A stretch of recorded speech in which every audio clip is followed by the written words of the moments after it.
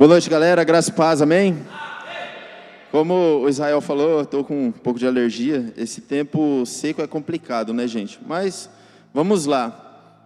Vamos para a palavra de Deus? Abra sua Bíblia, lá em Lucas 15. Lucas 15, a partir do verso 11. Lucas 15, verso 11. Hoje a gente vai falar sobre o que a gente estava ministrando aqui no louvor. Sobre nosso Pai, sobre a nossa casa, sobre aquilo que é mais importante do que a nossa vida, que é o nosso Senhor, o nosso Pai. E eu vou ler bem rápido aqui na minha versão. Vai dizer assim: Jesus continuou: um homem tinha 2 filhos. O mais novo disse ao pai: Pai, quero a minha parte da herança. Assim ele repartiu sua propriedade entre eles. Não muito tempo depois, o filho mais novo reuniu tudo o que tinha e foi para uma região distante, e lá desperdiçou todos os seus bens, vivendo de forma irresponsável. Depois de ter gasto tudo, houve uma grande fome em toda aquela região, e ele começou a passar necessidade. Presta atenção, galera. Verso 15 vai dizer: por isso foi empregar-se com um dos cidadãos daquela região, em que ele mandou para o campo, a fim de cuidar de porcos. Ele desejava encher o estômago com as vagens e as comidas dos porcos, mas ninguém lhe dava nada. 17 vai dizer: caindo em si, ele disse: quantos empregados de meu pai têm comida de sobra, e eu aqui morrendo de fome? Me porei a caminho e voltarei para o meu pai, e lhe direi: Pai, pequei contra o céu e contra ti, não sou mais digno de ser chamado de teu filho, trata-me como um dos teus empregados. A seguir, levantou-se e foi para o pai. Estando ainda longe, seu pai o viu, e cheio de compaixão, correu para seu filho, e o abraçou e o beijou. O filho lhe disse: Pai, pequei contra o céu e contra ti, não sou mais digno de ser chamado de teu filho. Mas o pai disse aos seus servos: depressa, tragam a melhor roupa e vistam ele, coloquem um anel em seu dedo e calçados em seus pés, tragam um novilho gordo e matem. Vamos fazer uma festa e comemorar, pois meu filho estava morto e voltou à vida, estava perdido e foi achado. E começaram a festejar. Amém? Vamos orar? Pai, em nome de Jesus, esteja abençoando a vida de cada um aqui, Deus. Esteja abençoando que sua mensagem, Pai, seja fixada no coração de cada um aqui, Deus. Para quem está na live também, Pai, seja abençoado e impactado, Deus. O Senhor sabe de todas as coisas, o Senhor sabe de todos os corações aqui, Pai. Nos use, Pai, nos capacita e quebrante nossos corações, Deus. Faça com que nós absorvamos da melhor maneira possível a sua palavra, Deus. Em nome de Jesus, amém. Gente, a parábola do filho pródigo, né? Jesus conta, e é uma parábola muito conhecida. Vários pastores e ministros pregam sobre ela, falam sobre ela, mas a gente tem que olhar como um todo. A gente tem que olhar para essa mensagem como um todo, de uma forma diferente. A gente já viu, já está abatido na nossa cabeça. Tipo assim, o filho vai, sai da casa do pai, depois ele se arrepende e volta, e aí todo mundo festeja, glória a Deus, aleluia. Mas aí, não são um filho, são 2.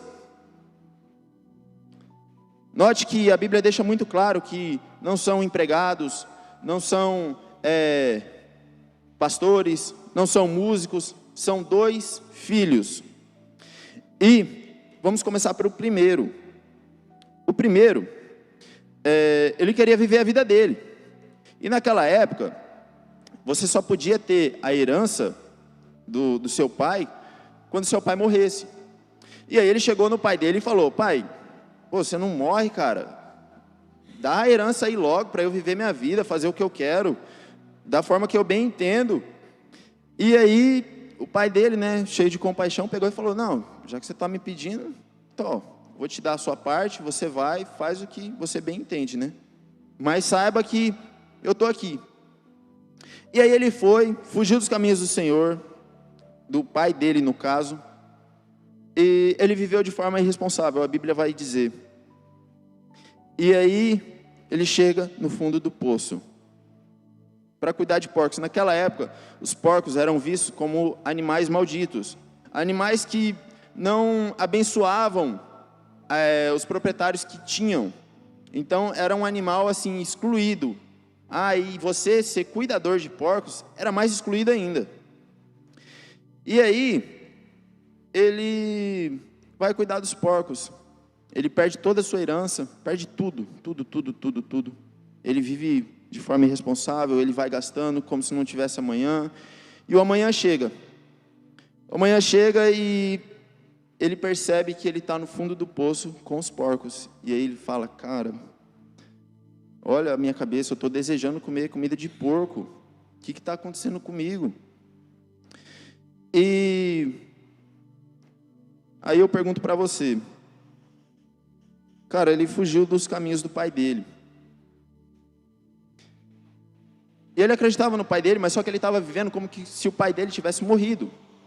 Tipo assim, chegava no Israel, por exemplo, ô Israel, quem é seu pai? Aí o Israel vai falar, não, meu pai, ele é pastor, tal, sou Moacir, tal, casado, tem dois, eu e minha irmã e tudo mais. Ele vai falar, esse filho pródigo, ele estava vivendo, cara, quem é seu pai? Ah, meu pai está por aí. Aí o pessoal já perguntava, cara, como que ele tem herança e o pai dele ainda está vivo? Já ficava o questionamento aí.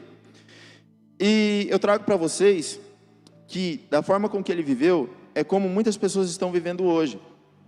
Não trazendo para o âmbito de igreja, mas trazendo para o âmbito da nossa vida. A gente vai, vive como a gente bem entende, do jeito que a gente bem entende. Os nossos pais estão aqui falando, filho, não vai por aí, cara, você vai se complicar. Geralmente é o nosso pai, né, que fala, mas pode ser também uma figura paterna na nossa vida. Pode ser um amigo, pode ser um primo, um tio, pode ser um irmão. Essas pessoas, elas são usadas por Deus para falar na sua vida aquilo que está acontecendo. E muitas vezes a gente tem que prestar atenção nesses detalhes. E aí eu pergunto para você, cara, você acredita em Deus? Isso é uma pergunta polêmica, né? O pessoal ali na live tem que tomar cuidado, Israel. Você acredita em Deus? Aí você vai responder, logicamente, né? Sim.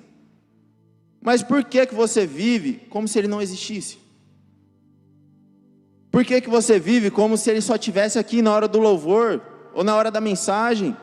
Por que você vive quando você só vem na igreja no sábado à noite, no domingo à noite, que seja, cara?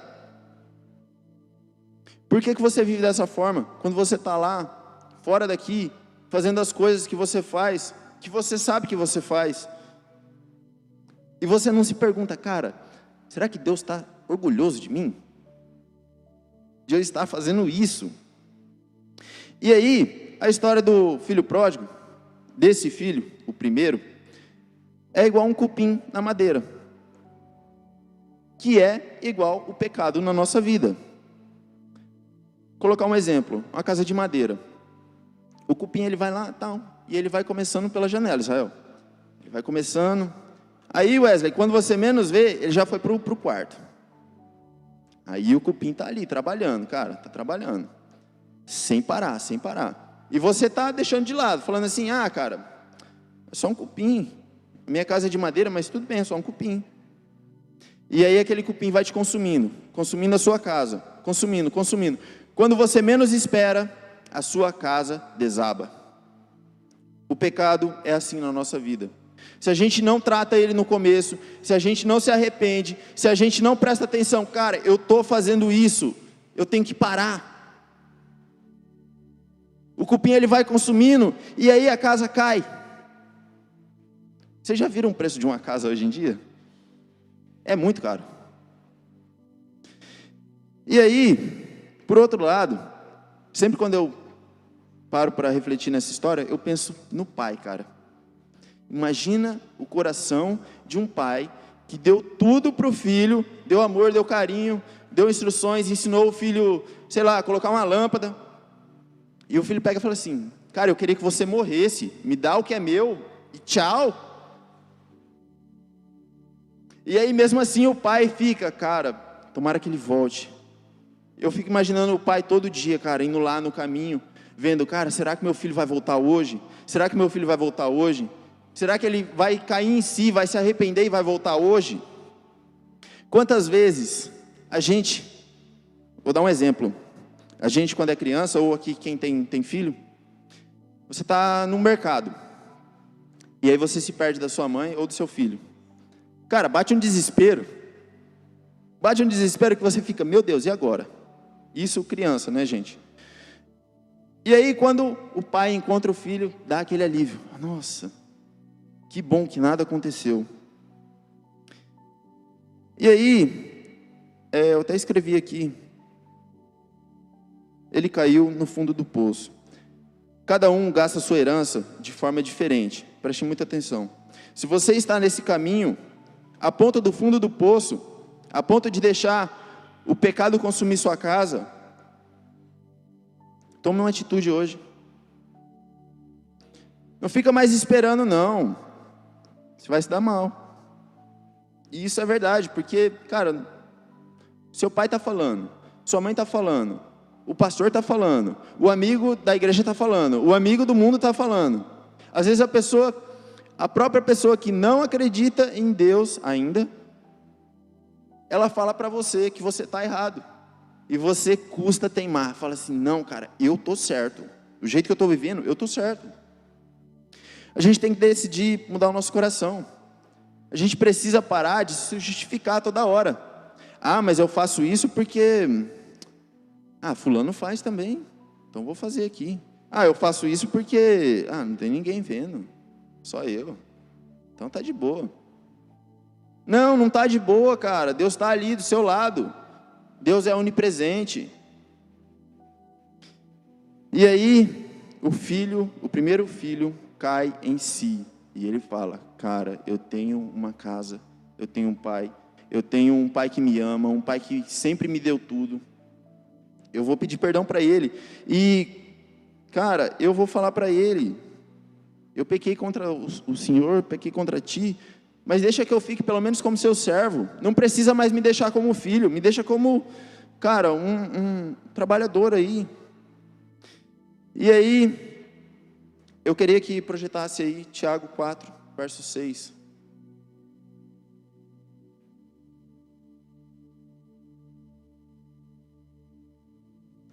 Todavia, da maior graça, portanto diz, Deus resiste aos soberbos, dá, porém, graças aos humildes. Ele caiu em si. Ele falou assim, cara, eu estou com soberba. Eu estou vivendo do jeito que eu quero, eu estou fazendo o que eu quero, eu estou daquele jeito assim, cara, muito louco, muito vida louca. Estou ali, nossa, vou para a festa, e aí dali a pouco eu vou para outro lugar, e dali a pouco eu saio com outra pessoa, e eu vou saindo, e eu vou bebendo, eu vou fazendo as coisas que não me agradam, não agradam meu pai. E aí, a gente cai em si. Ele precisou se quebrar todo, para ele entender que ele estava errado. Muitas vezes, eu falei no PGM, esses dias atrás, é muito bom, gente, vocês irem nos PGMs, isso é sempre muito, muito, muito abençoado. Eu sempre falo para o Vitor, a gente sempre toca ideia ali, cara, e sempre sai algo diferente, algo que vai abençoar, que vai, às vezes, edificar a minha vida, mas a vida do outro, a vida do outro, a vida do outro, e vai indo, vai indo, vai indo. Isso é ser igreja. E aí, são 3 pessoas, desse exemplo, que a gente estava pensando esses dias no PGM. Primeira pessoa, Balduino, é a pessoa que ela aprende com o erro dela. Ela só vai aprender com o erro dela, não tem jeito. A gente vai falar, vai ensinar, vai dar tutorial, vai falar as coisas, vai mostrar vídeo, vai passar podcast, cara, vai fazer de tudo. A pessoa só vai aprender depois que ela cair. Segunda pessoa, essa daí é mais esperta. Ela olha o erro do outro e ela pega e fala assim, cara, isso não vai me fazer bem, então não vou fazer. Isso vai fazer mal para mim, ou vai fazer mal para minha família, ou vai desagradar meu pai, então não vou fazer. E a terceira pessoa é complicado. Terceira pessoa é aquela pessoa que vai viver a vida dela patinando. Ela vai errar, e mesmo quando ela errar, quando ela estiver no fundo do poço, quando ela não tiver mais nada, ninguém na vida dela, ela ainda vai falar, eu estou certo. Você já tentou ensinar uma pessoa teimosa? É muito difícil. É estressante, desgasta.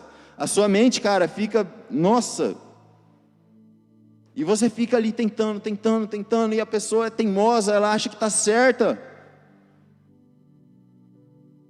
E a gente precisa ter humildade de reconhecer. Às vezes alguém vai falar para você, mas a pessoa não está querendo te atacar. A pessoa só está te dando um conselho. Ou às vezes a pessoa está sendo usada por Deus para falar com você. E aí, a gente pensa, mas não age. A gente fala, não, cara, eu preciso ler a Bíblia, e eu vou ler a Bíblia, e eu vou ler uns salmos todo dia também, e eu vou orar na hora do almoço, e eu vou fazer isso, eu vou fazer aquilo, eu vou ajudar no Evangelink, eu vou, nossa, bagaçar. Mas só fica no pensamento.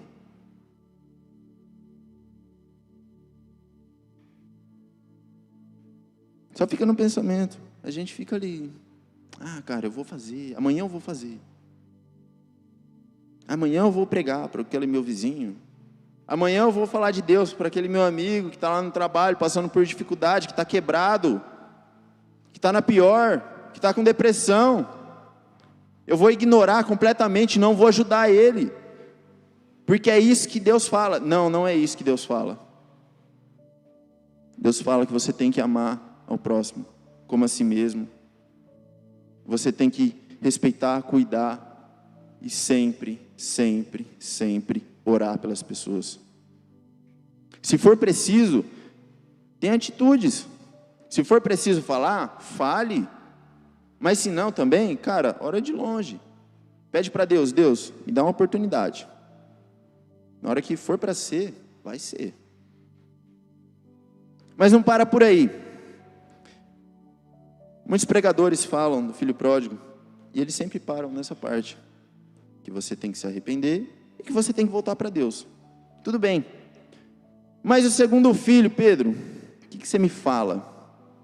E aí, Léo, o que você me fala? Lucas 15, verso 25, vai dizer, enquanto isso, o filho mais velho estava no campo. Quando se aproximou da casa, ouviu a música e dança. Ele já logo estranhou, ele falou, o que está acontecendo? Então chamou um dos servos e perguntou-lhe o que estava acontecendo. Este lhe respondeu, seu irmão voltou. Seu pai matou um novilho gordo, porque o recebeu de volta são e salvo. O filho mais velho encheu-se de ira e não quis entrar. Então seu pai saiu e insistiu com ele. Isso é muito triste. O segundo filho é aquele filho que ele estava ali, mas ele não estava nem aí para o pai dele. Ele falava, ele mostrava, mas no coração dele, ele não estava nem aí para o pai dele. Ele estava aí para o que o pai dele podia dar para ele. Muitas vezes a gente está assim. Eu escrevi aqui no meu rascunho, que é o famoso crente religioso. Aquela pessoa que é tão religiosa, que ela esquece do principal, que o foco dela tem que estar em Deus. O Wesley está com a roupa ali, meu Deus, cara, nossa, ele tinha que sair da igreja. Nossa, o louvor hoje estava péssimo, cara. Nossa, aquele cara lá, não sei o que, odeio ele. E tá lá, aí vai tocar, só tu és santo, a pessoa tá lá, chora, o pastor chama aqui para frente, vem, chora, fala, mas é tudo mentira. É tudo mentira. Lá no fundo a pessoa, ela está incomodada com as bênçãos, com as heranças dos outros. Ela está incomodada com a felicidade do outro. Ela está incomodada com o propósito do outro. Isso é muito sério, porque você, cara, você se afasta demais de Deus. Se você acha que o filho pródigo, que errou e depois reconheceu que ele estava errado e foi buscar o pai, que ele é errado, tudo bem, mas mais errado ainda é o filho que ficou e estava vivendo na mentira. Aquele filho que vem para a igreja, ele é o crentão. Ele é o cara, putz, Israel do céu. O cara, se ele abrir a boca, ele voa. De tanta bênção. E aí, é possível, gente, você está na igreja, mas você está longe de Deus. É possível você estar aqui agora, nesse exato momento, mas o seu coração não está em Deus. E aí, em vez de você consertar isso, você critica o cara que está querendo se redimir com Deus, que está querendo, cara, buscar. Ele errou, mas ele está buscando. Ele caiu, mas ele está buscando. Ele está buscando melhorar. Mateus 15, verso 8. Projeta aí, Perilinho.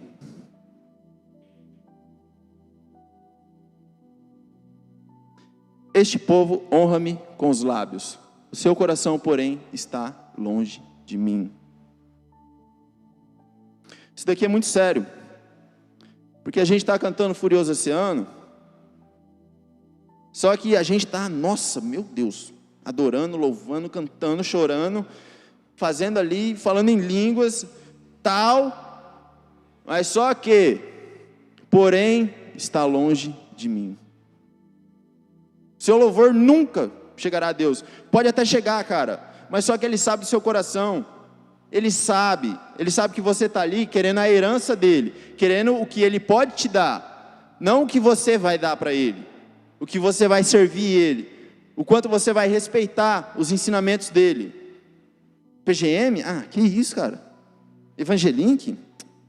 Esquece. Conferência? Só um evento. É aquela pessoa negativa, cara, que você vai conversar, a pessoa sempre está de mau humor com a vida. Aquela pessoa que você vai conversar, parece que ela suga assim, ó, sua energia. Ela suga. Quem assistiu Stranger Things aí sabe, né? É muito perigoso.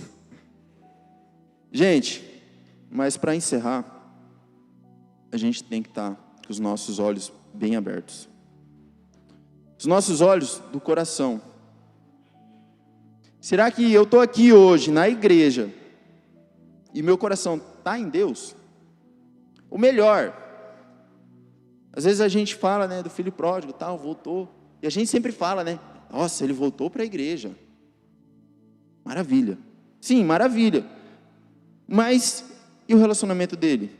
Jesus, ele fala dessa parábola, ele não fala para você voltar para a igreja, ele fala para você voltar para o Pai. Tanto que, na oração do Pai Nosso, qual que é a primeira palavra que fala? Pai Nosso. Jesus, ele sempre pregou, ele sempre falou às pessoas, através das parábolas, ele sempre ensinou, cara, Deus é Deus, mas Deus é Pai. Aquele Pai que Ele vai te corrigir, mas Ele te ama incondicionalmente. Tanto que Ele te deu um filho que morreu no seu lugar. Olha que amor é esse, cara. E você desperdiçando. Você falando mal do amiguinho que está voltando para a igreja, tentando se reconciliar com Deus.